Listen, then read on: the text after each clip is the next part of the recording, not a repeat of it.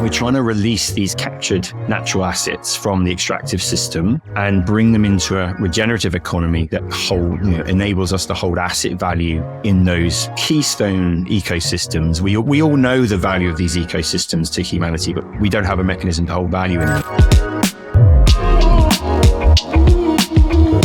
Today's episode marks the start of the second mini-series of the Regenerative Nexus, where we take a real-world impact lens and feature exciting projects on the ground. To kick things off, we sit down with Pete Corke, a regenerative innovator and one of the visionaries behind Kwaxala, an indigenous-led and majority-owned regenerative initiative that is revolutionizing the way we value and invest in living forests. Pete is doing fascinating work to replace the right to extract with the right to regenerate in the forests of British Columbia. And he provides some thought-provoking tips for the ReFi community on how to think big and create more impact. I really loved how Pete described the whole machinery of extraction that we built into our economic systems and how deep you really have to go to start creating change. You know, how the local level, especially with the indigenous community in this case, is absolutely fundamental. So this is a really beautiful real-world impact case study from British Columbia, and I hope that everyone lets us know what they think. Hi, Pete. It's great to have you on the show. Hi, really great to be here. Thank you so much for the invite. Hi, Pete. So excited to have you. Pete is a regenerative innovator and the visionary behind two really exciting projects, Kwaxala and Sentry. So we're honored to have you on the show and talk about your work. Thank you. Great to be here. Awesome, Pete. So let's kick it off by talking about kind of your story a little bit. I want to know, what is it about the rainforests of British Columbia that really ignited your passion for regenerative economics? Well, I think really just the nature and the forests themselves. So I lived in British Columbia and we're lucky enough to have a place out there for 8 of the last 10 years. And we really moved out to that part of the world because of a deep love for the forests of the Pacific Northwest. And through that time, my background's more commercial. And whilst living out there, it was really ignited by being there in 2021. When the protests against the logging of the old growth forests on the west coast of Vancouver Island at a place called Fairy Creek became very prominent in the media. That was an area of forest that my family and I knew very well because we'd camped there and spent a lot of time there. My kids are both nature school out in British Columbia. And I was really dismayed by what was going on out there and seeing the systemic issue, extractive economics really bearing down on these beautiful old growth forests, which are clearly some of the most valuable assets that we have in the world. And so that's what really started the journey into regenerative finance. I was very interested in how we could leverage, more traditional economic forces to non-extractive activity and to regenerative activity. And that really started the journey with it specifically related to forests. But I'd always had a kind of broader interest in alternative economics, follower of Charles Eisenstein, Kate Raworth, thinkers like that I'd read a lot. And so, really the journey started by bringing that interest that I'd already had in alternative economic models into a deep and much more kind of visceral connection with the Pacific Northwest rainforests and the imminent threat on them. Oh, I love you mentioning all the OGs of the regenerative economics, personal connection to the place. I think it's really important, that good motivation to start your projects. And can you tell us a bit more about the core objectives of Kwaxala and Sentry? Yeah. And what is the role of those logging licenses and the logging protests that you mentioned in creation of these? Well, when I was very kind of interested in what was going on systemically at these old growth forests, I wanted to understand, where did the threat really come from? And I started to want to get into understanding what was the landscape here? How could an alternative be created? And a couple of key things happened. One was that, I saw over $1 million raised on a combination of GoFundMe pages by the protesters. And as an entrepreneur, I saw that just as a very interesting piece of market research. That was $1 million trying to find its way to the living forest. And so I was interested in, okay, is there a mechanism to capture that? Is there a mechanism to hold investment value, asset value in the forest? And what I found really was it was the complete opposite. So, that process really kicked off a lot of thinking, because I realized it was actually much worse than there wasn't a mechanism to hold value in the living forest, but actually if you protect a living forest in all of our extractive economic systems, you actually create a financial liability, which means our existing economic system is actually incentivized to destroy it for lumber and extracted value. And that also tied in with a lot of my existing thoughts about some of the challenges with money and the pressure that fiat currency and extractive currencies just naturally put onto the planetary system anyway, because of the sheer nature that the use of them and the money supply creation of them on debt creates a growth imperative that ultimately puts a lot of economic pressure on our planetary ecosystem. And so through the process of thinking through these kind of elements, I started to reach out and get involved and try and find out what was the landscape around the forest under threat. And I found a couple of key things out, which were really big sort of understanding changes for me. One was that, and British Columbia is an interesting example of how this plays out, but 94% of British Columbia is actually provincial land or crown territory. It's originally, colonial territory of the King of England. And so all of the best forests in that 94% are underneath what they call tree farm licenses, or they're effectively logging licenses or rights to extract. And those rights have they have an ongoing extractive value because of the lumber you can take out of them. But importantly, these rights to extract represent a company, because a company owns them, they represent a company's ability to take lumber from those areas on an ongoing basis. But they actually capture the extractive asset for pennies on the dollar in comparison to what it would cost to buy that land. And so actually I realized, hang on, there's this other economic structure. It's not land ownership because the land's not owned by the company. Just the right to extract is owned by that company. And yet that's sat on their balance sheet as an economic asset, and it effectively captures it economically into that system, into the extractive system for, much, much less than what most conservation projects have got to be a counter, which is to actually buy land, which is hugely expensive. Indeed. So I was interested in the process of, how could we unlock that nature from those extractive economic systems and that specific economic asset?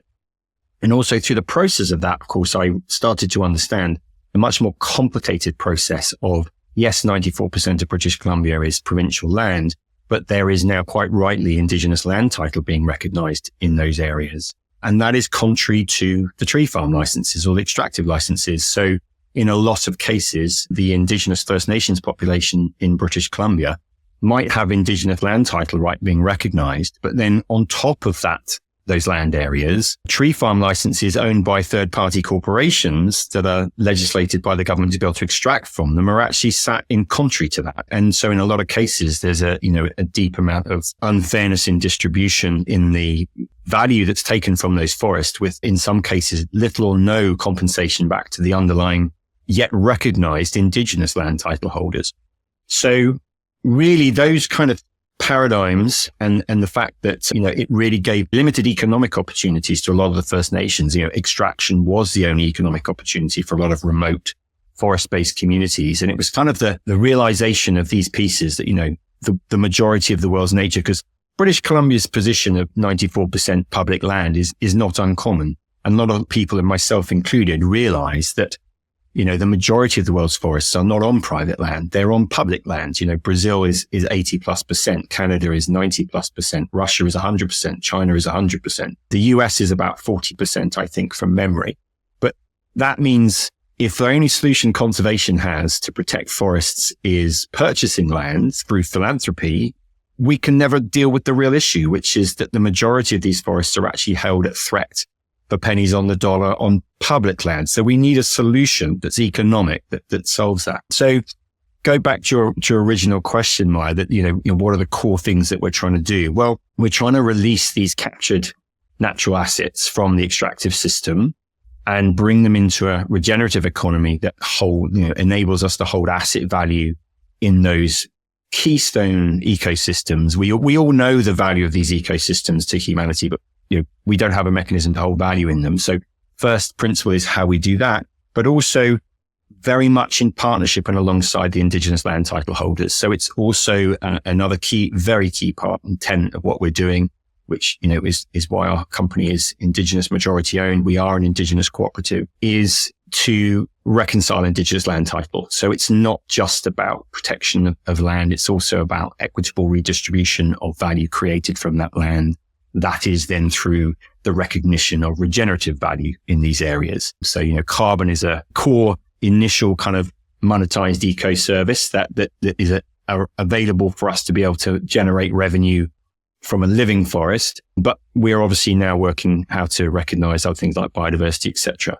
But right now, carbon economics doesn't compete on a level playing field with extraction. You often hear, carbon credits can't compete with lumber. Well, no, they can't. And the reason they can't is got nothing to do with carbon. It's actually to do with the right to extract, which holds that lumber and carbon in capture for pennies on the dollar. And what we realized was that by approaching things by purchasing the right to extract and converting that into a regenerative asset, the right to regenerate, enabled the carbon economics to have a truly viable economic case. And when combining that with the reconciliation of the indigenous land title, what we realized was we could create a real powerhouse regenerative economic asset in a protected forest, done in this very specific way. But it was a challenge because until only earlier this year, it was actually also illegal, because what we discovered was the right to extract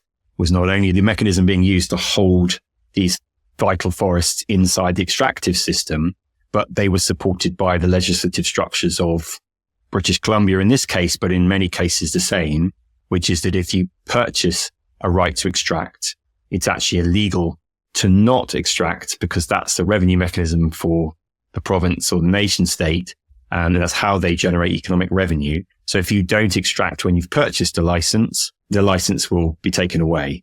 And of course, what that means is right now in many of these areas, you could walk in tomorrow with $1 billion and you can't protect these forests. They are completely captured.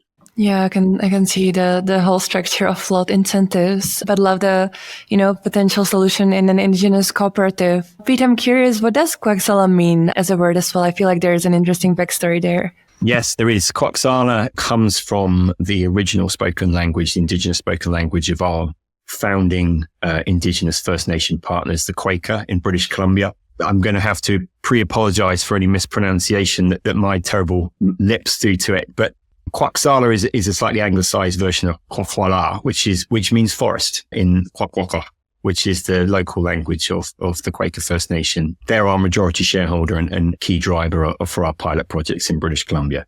So it's a powerful, good backstory. The name is beautiful. And can you explain a bit more this relationship between Kwaxala, which from what I understand is in this indigenous cooperative, and more of the financial structure of Sentry? Well, yes, we're in very fledgling early stages. As I said, the pilot area that we're working on in British Columbia only actually became legally viable after a lot of hard work by a team of enthusiastic regenerative workers over the past 2-3 years, only became viable in end of May this year. And so we're really just establishing the exact formation around the real world asset we've created. And just to step back a little bit on that, on what's actually happened on May the 24th. So on May the 24th, the Quaker First Nation that we work with have been working actually very tightly with the British Columbian government for around 9 months, working up to that point. And that process was to facilitate the purchase of a tree farm license that was on top of Quaker First Nation territory, and then work with the Canadian government to allow that license to be transitioned into a new type of land use agreement that would also combine with carbon agreement and eco services agreement that would allow the collapse of the extractive right into a right to regenerate effectively, which then enables the holder of that license to now, instead of benefiting from lumber being extracted on an annual basis, be a extractable, we can basically extract carbon from it instead. So we get carbon offsets on an annual basis related to that right to regenerate. And then what the link and how we're establishing the link on the financial side is that we then take that right to regenerate, or that converted tree farm license, and place that into a regenerative business, which then owns that right. So it's like a complete counterbalance to a logging company. So instead of a logging company owning a tree farm license. It's now a regenerative nature company that owns a right to regenerate. And that business now has an ability to create offsets every year. And those offsets on an annual basis can be sold. As we know, carbon offsets create a revenue stream that can be sold to corporates or people trying to meet their net zero commitments on the extractive system. So suddenly we've got a business that has an economic asset that can generate an ongoing revenue stream. So what we're looking to do is two key things. We're looking to securitize the equity in that organization. That gives our indigenous forest partners the ability to, if they wish to, choose to sell some interest in that forest up front, which creates an upfront capital mechanism for the regenerative forestry business. But it also allows investors to hold shares in that business. We call them protected forest shares, and allows them to, in partnership, engage in an economic relationship in partnership with the Indigenous First Nation. And because it's a business, it's an equity security. And so the needs and the costs of the nation and the community on the ground are met first, and through the process of stewarding and looking after the forest and regenerating the forest.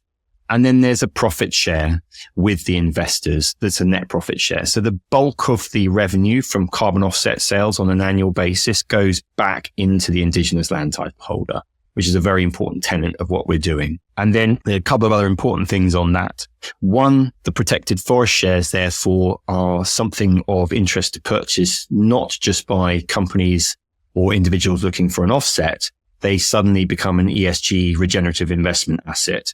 So they become a security that can be held in exchange for that long-term commitment to holding value in the forest, stewarded and regenerated by the Indigenous Nation. And that leads to, what's Sentry? And so Sentry is a protocol, and the protocol does something really quite key to the protected forest shares. Not a lot of people kind of get into realizing, of course, that 1 acre of forest is not the same as another acre of forest. An acre of 2,000-year-old primary forest that's never been cut has got a much higher ecological value than, say, an acre of forest that was cut 50 years ago and regrown as a tree farm license forest, for example, which will be monoculture fir trees. So what we realized was we needed a way to quantify the forest from an ecological value standpoint on an acre by acre basis, because particularly going right back to the start of the inspiration for this, of wanting to protect old growth forests, we wanted people to understand that if you protected an acre of forest, it's like, okay,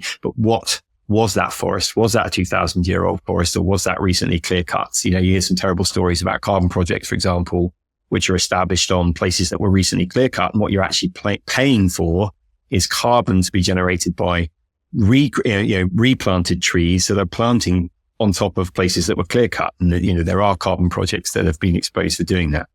So what we wanted to do was have a much better picture of what was going on in the forest, and with the technology that we have available, connect people with that investment. So what we do is we have a Sentry protocol, and Sentry is CENTREE because it was established initially as a way to represent 100 years of tree maturity. And it's developed and evolved much more into much more complexity since then. But ultimately what we do is we analyze every hectare of the forest, and we produce a Sentry count that is a representation of the quantity of ecological value in that forest that is related directly to tree maturity. So a hectare of 2,000-year-old cedar trees are going to hold a lot more centuries than an acre of 150-year-ago cut tree second growth. And this is really key, because what that does is it gives us an ability to create a really true profile of all of the forests that we're protecting. And so what we do, we use that as a denomination mechanism. So we don't denominate our protected forest shares in acres or hectares or land area. We denominate them in Sentry. And so the Sentry protocol is the mechanism that we effectively pass a forest through to understand what its Sentry count is on a per hectare basis. And then we can use that as the underlying denomination for the protected forest shares that are within Kwaxala. I do have a question, because what I'm hearing from you a lot is, the importance of bringing the needs of the community, their knowledge to the forefront.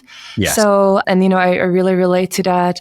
I want to know if you can make the case for local regeneration, because I feel like a lot of projects in the ReFi are really working on, empowering the communities. Yes. So on a theoretical level, why does this matter? Well, this matters because, and in fact, the Century leads very nicely into this because as I mentioned earlier, what we're doing is effectively creating rights to regenerate and holding them in individual businesses alongside indigenous land stewards and regenerators on the ground. That creates a very localized and very autonomous regenerative function at a low level, at a forest level. But because we are denominating each of our protected forest areas in centuries, it also solves another issue, which is an issue of large-scale capital deployment into natural capital assets, which is a hugely challenging piece. So a key part of our structure, and we're starting obviously with our pilot. Now, our pilot, I should mention, is of quite a significant scale because we're solving this by purchasing industrial assets. So our first part of our pilot's 18,500 acres, but the full pilot is 136,000 acres, and that's roughly 55,000 hectares for those with the metric system. Now, and just as a quick touch on the economic benefit of using the right to regenerate as an asset rather than land purchase, the securitized value of the entire 136,000 pilot runs at just less than $100 per acre on average. Now, if you were trying to use land purchase to protect an area that large, you'd be talking about $15,000 or $20,000. So it is a fraction of the cost, and that's what makes the carbon economics work. But if we then look back then at, okay, so we now have a protected pilot forest area, which is inside a business and is denominated in centuries. What we do, our scaling mechanism, is that we then create for each indigenous forest partner that joins the cooperative, they have an individual forest regeneration organization that holds the right to regenerate their forest, and again denominated in centuries. So what the scaling plan strategy is that we hold multiple NROs in a portfolio that are all denominated in centuries. So we have a trust or a portfolio of forest regeneration businesses, all denominated with their securities in equity in centuries. Individually, to your point, Tereza, all of the regenerative activity and stewardship is being carried out on the ground by those, frankly, who know how to do it best and have been doing it for generations. So you have complete regenerative forestry autonomy, but there's also complete transparency as well for the investors of where that project is, who are those indigenous partners and First Nations that are managing.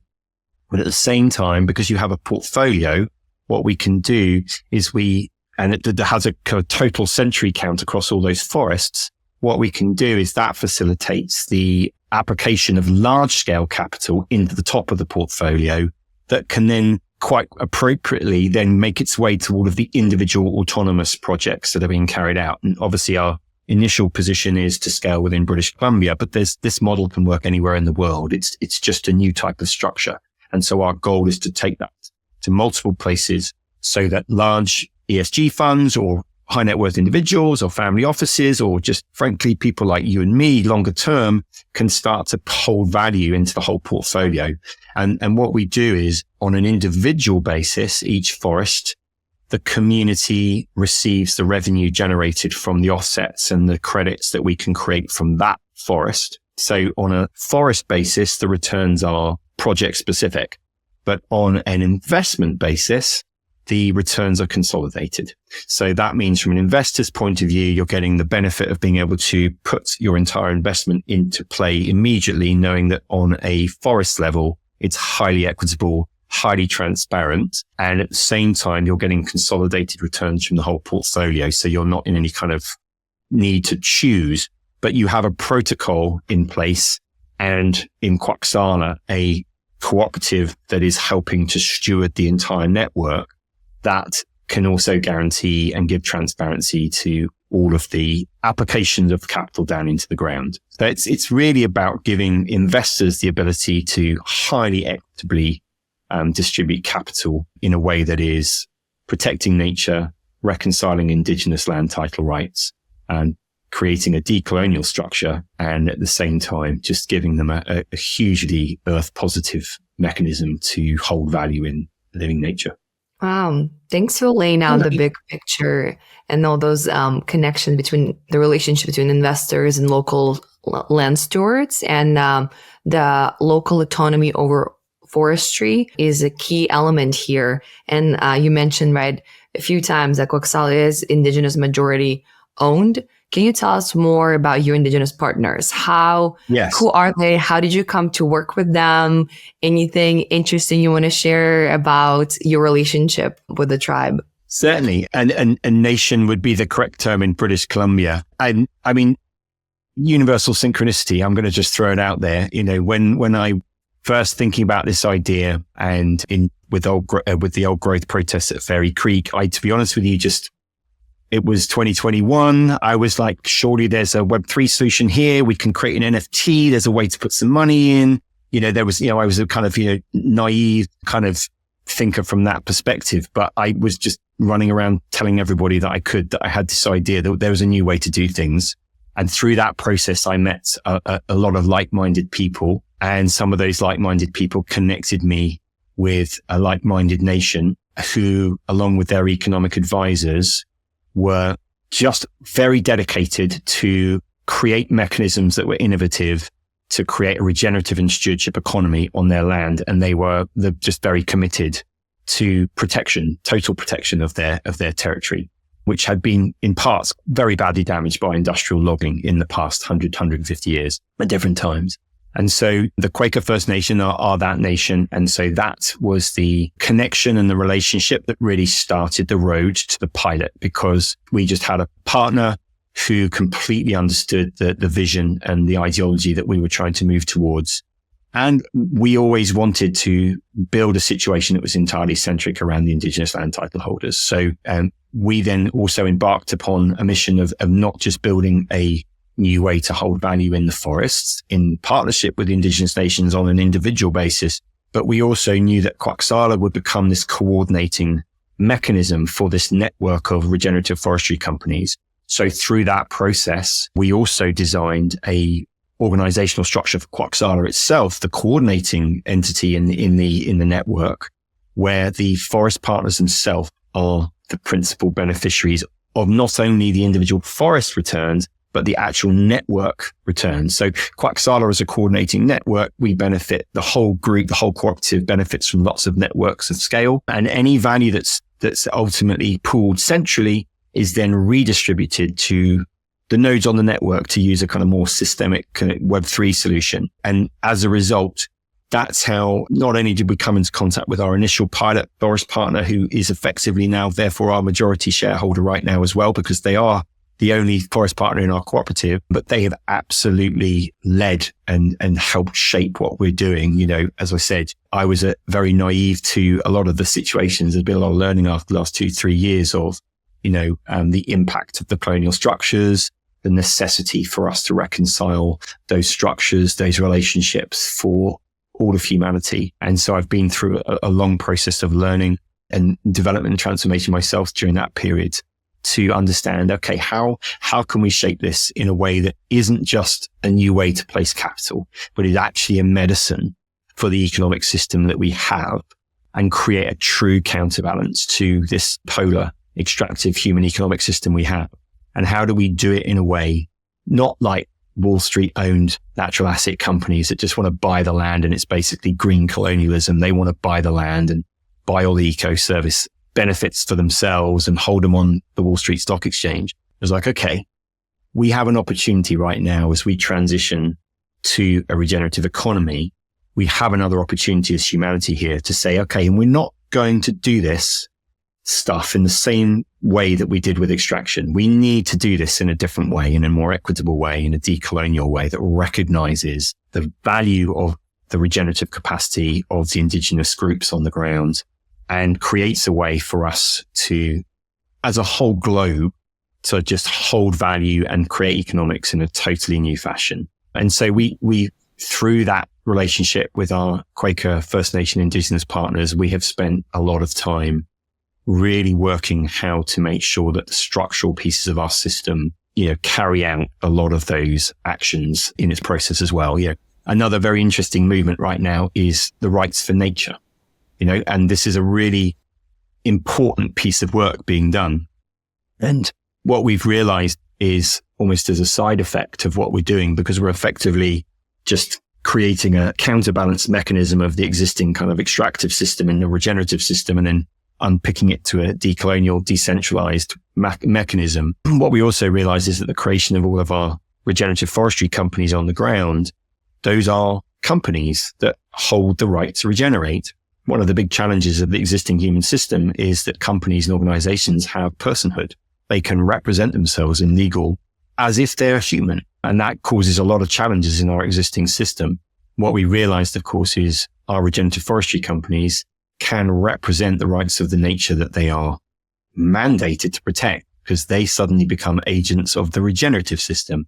And so what we've realized is that we can actually pull together a lot of existing movements into this structure to really just give it some awesome power. And I think that is also very much indicative of the influence of our Indigenous partners into what we're doing. It's like, okay, we're going to do a new system, but it's not just a new way of doing things. It's a real new way of thinking. And there's an awful lot of Indigenous thinking inspiration into, how this structure interfaces with the extractive system and starts to create a true counterbalance to the extractive, inflationary, growth dependent, debt driven system that we have, which is, we're all in service to, and we built it, but we're now under its spell, and we've got to find a way to build alternatives. Yeah, super powerful. I guess to show that even more to our listeners and to the whole world, what are some of the big successes and achievements in biodiversity restoration that you've really seen through your work?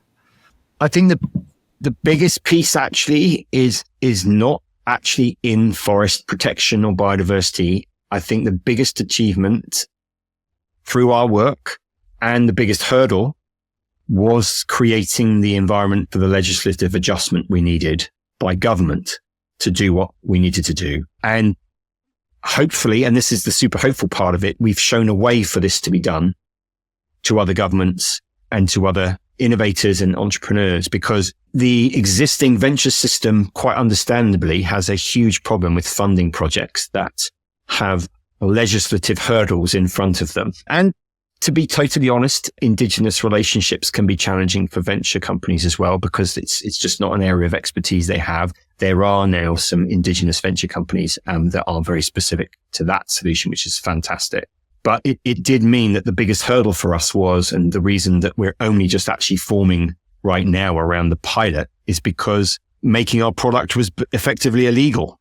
And, from startup to revenue generation is the most critical piece of startup funding. And anybody investing in startups at that point, the big question is, how far are you? How much burn have you got between formation and revenue generation? And if you've got a government legislative decision in the middle between those 2 points, that is really challenging to fund. So, and then some advice around that is we used actually philanthropic funding to ultimately kickstart the pilot project, which was possible for us. But then alongside that, to be honest with you, a lot of sweat. But that all leads to what became the greatest achievement in so far, which was to actually engage with a very forward-thinking Ministry of Forests in the British Columbian government, and very much led by the chief of the Quaker First Nation, Chief Stephen Dick, to drive the structural change. And what was great from the province's position was they really understood that we were creating an alternative economic model that genuinely created a way for conservation in British Columbia to transition from being a cost model, which it is in the current economic system, philanthropic and cost-based model. Ultimately, the only way forests get protected is by burning money in the extractive system, which ironically creates demand for more money, which creates more pressure on the planet. So it's not a long-term solution. But also it means conservation in anywhere with a forest is a huge cost base, because you're giving up extractive export value. You're actually increasing cost base. If the protection is done through philanthropy, that means that you're going to be giving tax breaks to people who have done that. So ultimately it's philanthropy of the state and the taxpayer to support this conservation. But the British Columbian Ministry of Forests really understood that there was an opportunity here to shine a light on an alternative economic mechanism that allowed asset value to be held by investors. That brings money into the province, brings money into the communities, but also then generates ongoing return as a counterbalance to conservation costs. Not necessarily as a direct competitor to extraction right now, but when the only opportunity for protection is actually cost-based, that's actually what you're comparing to when you've got governmental commitments for things like 30 by 30, for example, and the only mechanism they have to achieve that is conservation through philanthropy or costs. That's very hard to achieve because everybody's buying the lumber, but not enough people have mechanisms to hold value in the forest. So yeah, ultimately the most cool achievement was being able to work closely with government to achieve that legislative change, because it shines a light on there's a different way to do this. And hopefully will mean other startups won't have to go through that, and we can start to turn the tide by using the kind of same pennies on the dollar kind of model that the right to extract represents by creating the right to regenerate in the same mechanism. We shine a light on how we can go about conservation in a totally new way. Wow. Your work with the Canadian government definitely paving the way for future projects to do the same and engage those governments to allow for more on the ground impact. And speaking of the on the ground impact, I'm curious about your thoughts between what the difference of carbon credits and then premium eco credits that Kwaxala mentions, and what is the role of ecological benefits framework in creating these premium eco credits? I think that the key thing on this is there's an awful lot of effort right now, quite rightly, going into how do businesses who have an impact on nature and the environment counterbalance that. The immediate one everybody knows about is carbon offsets, and that obviously is counterbalancing specifically carbon emissions. And that's, there are faults with that system, absolutely. And a lot of the kind of maturity of the market that's coming to place now for carbon offsets is rectifying that. And ultimately, a lot of the challenges have been around guaranteed provenance, guaranteed accountability, guaranteed transparency. And guess what? Web3 is perfectly placed as a technology to help counterbalance some of those very specific issues with carbon offsets. And one of the other sides of that is a ton of carbon is not a ton of carbon is a ton of carbon. And everybody understands that, right? In the carbon purchasing industry, in the unit value of tokens in the industry varies hugely. Tokens and offsets vary hugely depending on what the project is. And one of the key parts of that is co-benefits.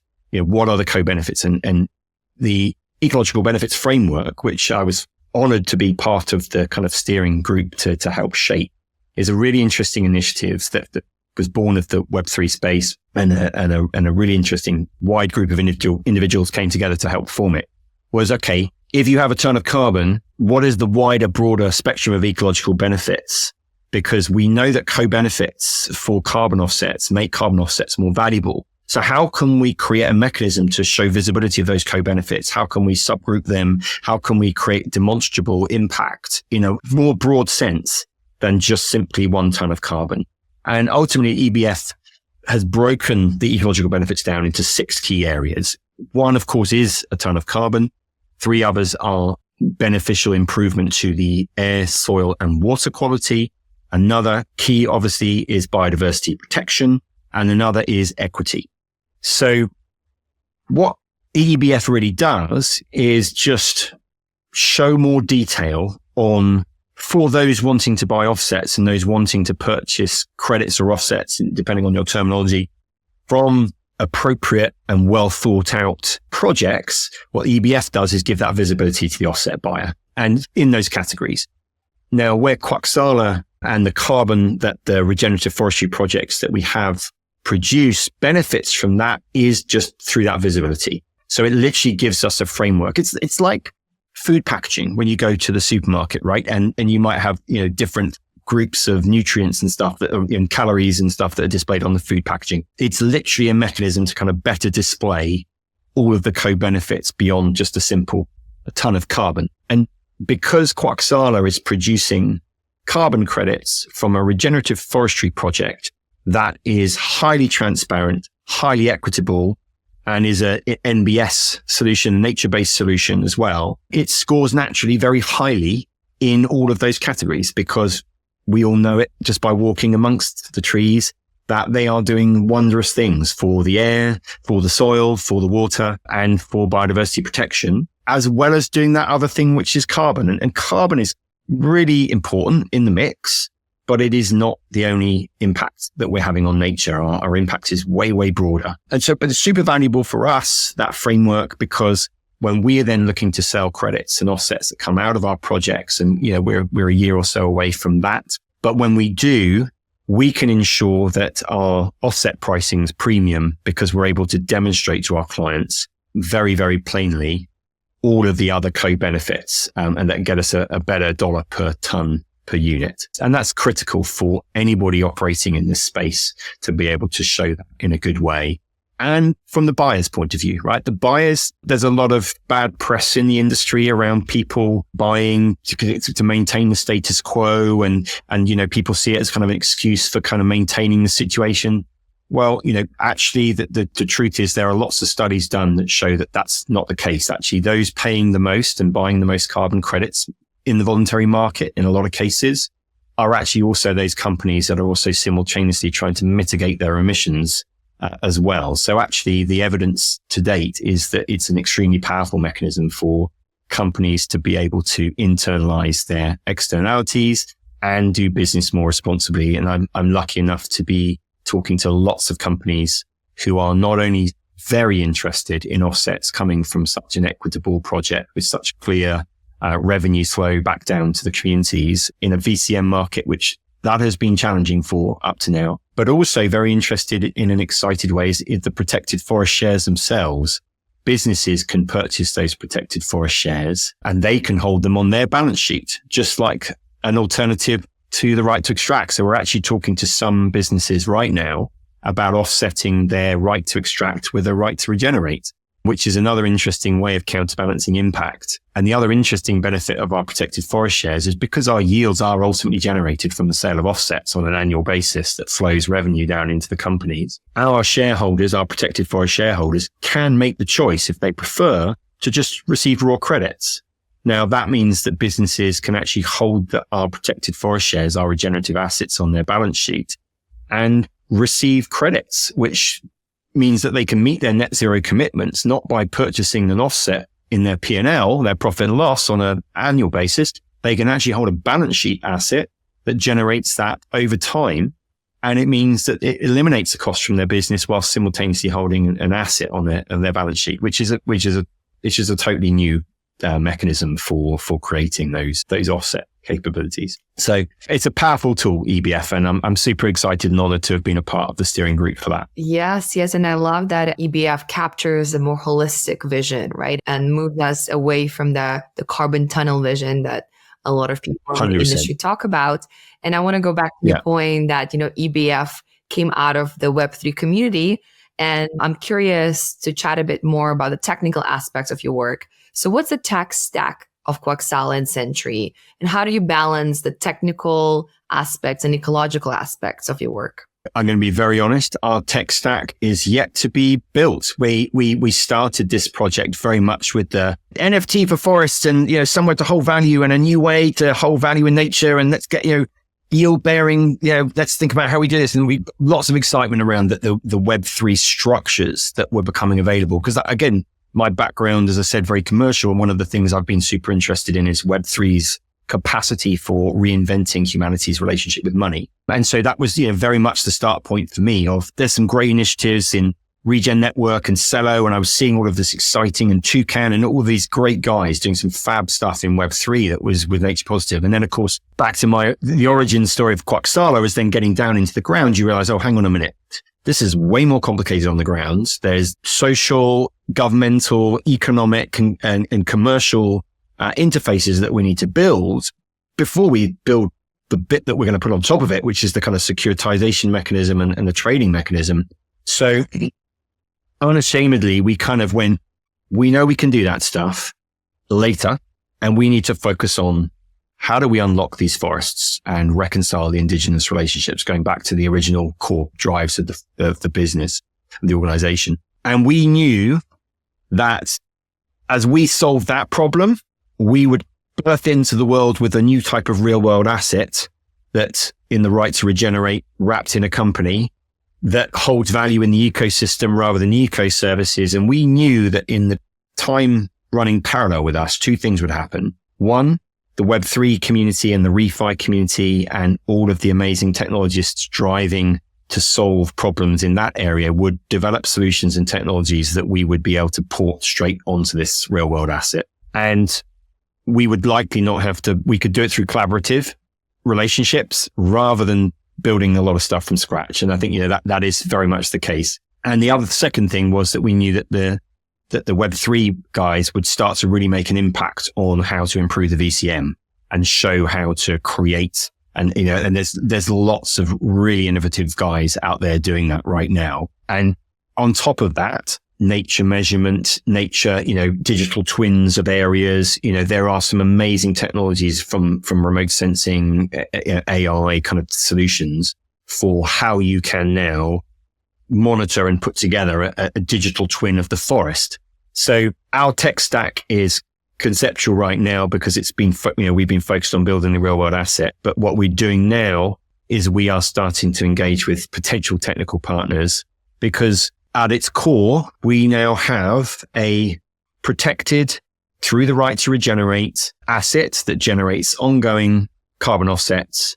And we have a structure for scaling that in a load of ways. So we're now working with potential technical partners on how we take that real world asset and use Web3 tools to put some really powerful economic financial structures around it and make the most of the technology developments over the last 2-3 years for the, in the ReFi and in the kind of nature positive side of what's been going on in Web3. So yeah, we're talking to a number of parties at the moment about how we might do that. And it's just a super exciting time, right? We got 136,000 acres of protected forest in this new way. And it's like, right, how do we take this beyond here? How do we, the beautiful thing about Web3 is it makes financial products very scalable, right? Like it reduces the marginal cost of additional product and specifically around, contracting and things like that and gives all the traceability. So it's a tailor-made technological solution for what we now need to do with this extremely powerful regenerative economic asset. Totally. And maybe that's a call to action for our listeners as well, if they want to get involved. Awesome. Well, Pete, I want to go back to one point that you mentioned that I think is really important, which is kind of ReFi sometimes being in this bubble and, building technology without actually having the real world impact part figured out. And I feel like you're doing it the other way around, which is super, super valuable. So I wonder, do you have any suggestions or advice or critiques for the ReFi space to incorporate or learn from? I think don't shy away from focusing on the bits that you don't know.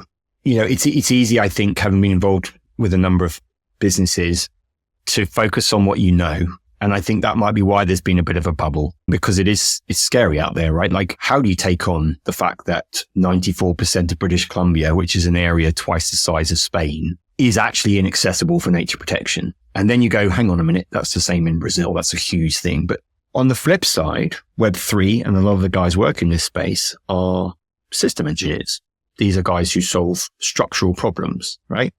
And that's what we have as humanity. We have a load of very deep-rooted structural problems that are fractal and have expanded outside of our control. And they're now putting an immeasurable level of force on our planetary regenerative capacity, one that our planet cannot possibly sustain. And so what I'd say is, don't just focus on the stuff you know. Don't just focus on, you go for the hard stuff.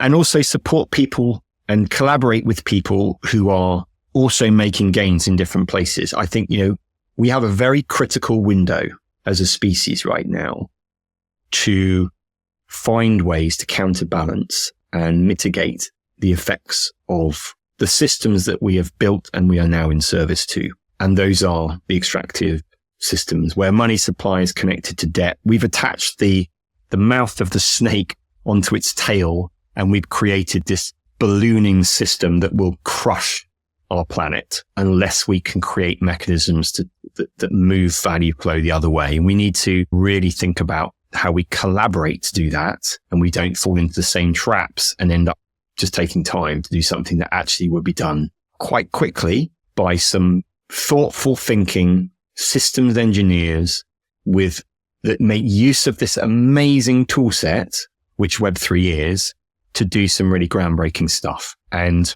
make some, we need to think about things on an industrial level. I think that's one of the other big things for me is there are some amazingly well-meaning projects out there.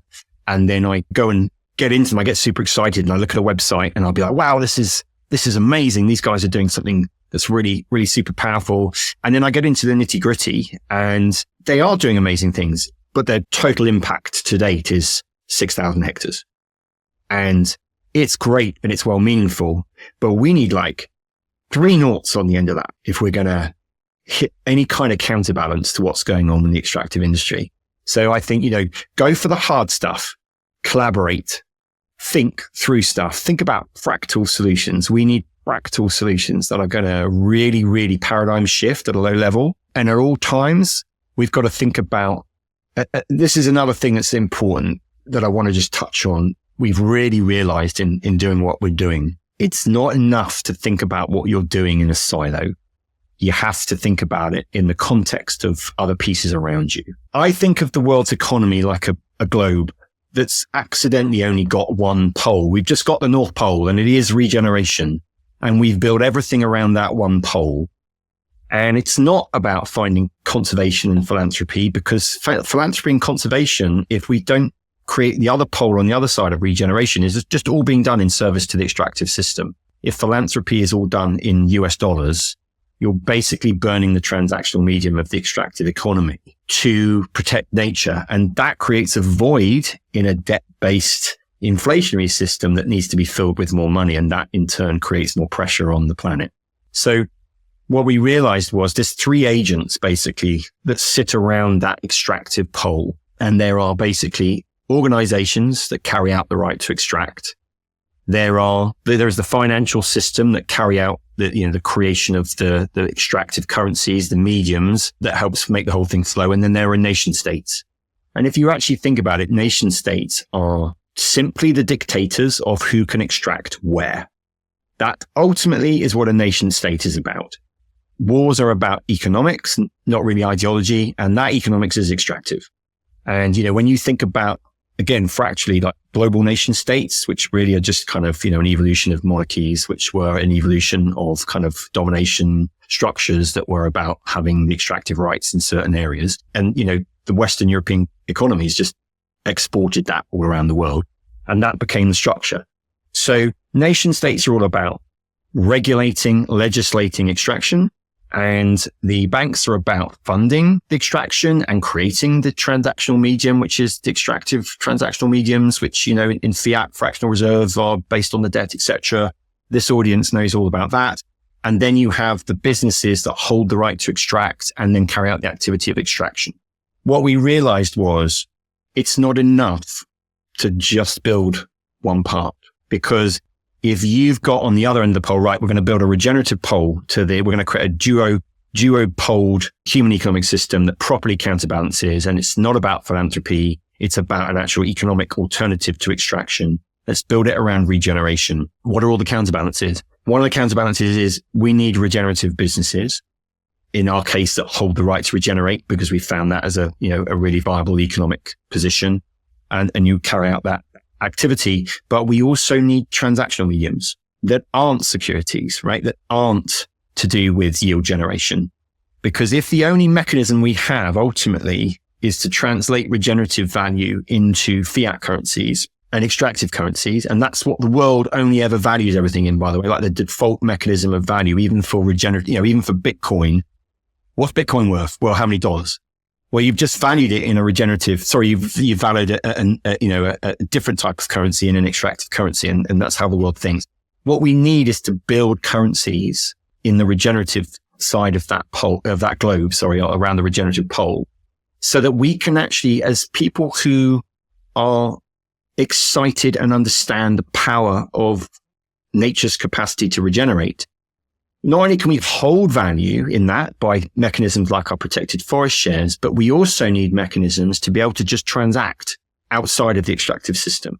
That's the other power that Web3 gives us, is the ability to create currencies that, are not securities, that are related to protected nature, and allow us on those 3 points around the regenerative kind of pole on the global pole economy, that allow us to transact in currencies that are native to regeneration. We all work every day go out to the shops, do everything. Every time we do that, inadvertently, every single person is trapped in the extractive system. We borrow money in the extractive system to buy things. We every single thing we do. And so, you know, I'm one of my big things is we need to build together in the Web3 and the ReFi space. We need to build all of the things, right? So if you've got regenerative projects, you should really be encouraging the use of regenerative currencies. And we will be doing that down the road.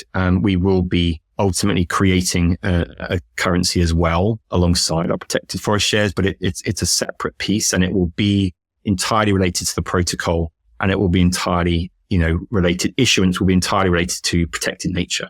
You know, if we've got a currency currently that's based on extraction and future extraction, which is what the dollars and the fiat and fractional reserve currencies are, we need to start building currencies that are built on deflationary nature protection and regeneration mechanisms so that everybody can have a mechanism of transaction outside. So I think I segued a little bit away from the question there into some other element, but I think it's thinking about the full stack. Yeah. Yes, I love your big picture vision, and also the call to the ReFi community to collaborate and see this bigger picture behind that the problem with the red to extract. Thank you for that. That was beautifully. And as we're approaching the conclusion of our episode, we like to end with rapid fire questions. So are you ready? Can be as brief as you can. I'm ready. All right, there we go. Question number 1. What book are you currently reading? I've just finished actually Tyson Yunkaporta's book, Sand Talk. There are a handful of books that have changed my life and my way of thinking, and I can't recommend it enough. It is a really interesting book, and particularly around the way that indigenous thinking can help us save the world. Love that. Pete, I want to know what excites you the most about your work. Having something that my kids are really, really excited in and get. Like, you know, we talk about the magic fence around the forest, and my son who's 5, I have an older son, 15, younger son who's 5, every day. How are the grizzly bears, Dad? Like, he wants to know there's, in the pilot area, we have a population of very unique grizzly bears that are actually on the way to vegetarian. They're being studied. And, he wants to know about them. He wants to know about them and the elk and the salmon and the eagles. And I'm like, this is what we need, right? Like, we need to have jobs that excite our kids and reconnect us with nature. And so, that's the thing that most excites me about my work, is I can really feel it being in service to the planet and to the indigenous peoples who look after it better than anybody else. Beautiful. And final question, Pete. What's one lesson, quote, or mantra that has shaped you the most as a person? Oh, that is a good question. I have so many quotes that inspire me. I think it's, you're playing small doesn't serve the world. And it goes back to what I was saying earlier. And I wish I could remember where it comes from, but I think it's, I think it's that. I think it's, I've got another one that might be more interesting, which is, now, and I'm going to have to apologize if I don't get it word perfect, but never think a small group of committed people with a new idea can't change the world. It's the only thing that ever has. I think that's another really important message. And I think it's been used in Apple advertising in bits and pieces, but it's like, you have got the power to change the world. Everybody does. Yeah. We just got to do it. And, that is what, we've got to do it. We've got to get off our bums. Wow. I love, now we're ending on such an inspirational note. And I can totally see those two quotes being so relevant to the fascinating work that you're doing. So thank you so much, Pete, for coming to our show and sharing your wisdom, your experience. I've got a ton of value out of it. Thank you. I'd like to thank you both, but also importantly, I'm just a mouthpiece for a much wider team that includes, our unbelievably powerful and influential Indigenous partners. And I want to take the opportunity to also just thank them for having the opportunity to talk to amazing people like you guys about the stuff that we're doing, because nothing would be possible without their support, their mentorship, and their guidance on how we might go about doing this in a better way for humanity. Absolutely beautiful. Thank you so much, Pete, for joining us. Thank you.